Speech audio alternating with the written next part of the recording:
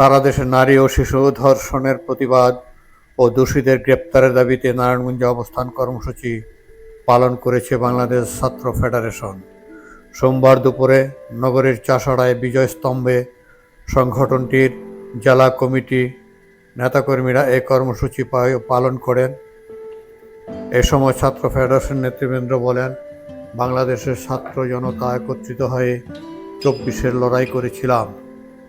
আমাদের এ লড়াই ছিল স্বৈরাচার সরকার, বিচারহীনতা, নির্যাতন, নিপীড়নের বিরুদ্ধে।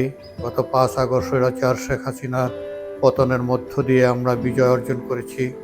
স্বপ্ন দেখেছিলাম পরবর্তী দেশ হবে ছাত্র জনতার, যার মধ্য দিয়ে আসে অন্তর্বর্তীকালীন সরকার।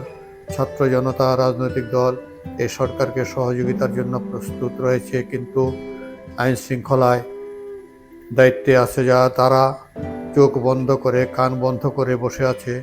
আরও বলেন, আমাদের কাঙ্ক্ষিত লক্ষ্য বাংলাদেশ ও দেশের মানুষের নিরাপত্তা, জীবনমান নিশ্চিত করা। একটি নারী কমিশন গঠন করা হয়েছে।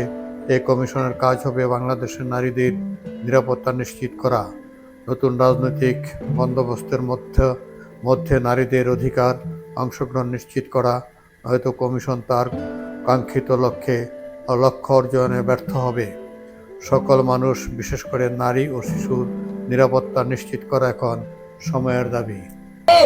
চলন্ত বাসের ভিতরে দুজন নারীকে ধর্ষণ করা হয়।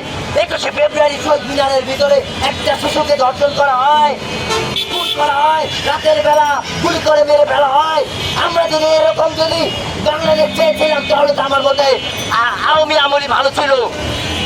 মাইকের আওয়াজ যাচ্ছে, যে ভাই, যে বোনেরা আমার এই মাইকের আওয়াজ শুনতে পাচ্ছেন, আমার কথা শুনতে পাচ্ছেন, সকলের উদ্দেশ্যে বলি, আমরা গতকাল সন্ধ্যা অবধি দেখেছি 48 ঘন্টায় এই দেশে নারী ও শিশু পর্যন্ত মিডিয়াতে আসেনি।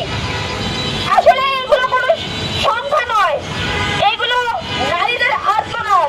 পর্যন্ত নারীর নিরাপত্তা নিশ্চিত করতে ব্যর্থ।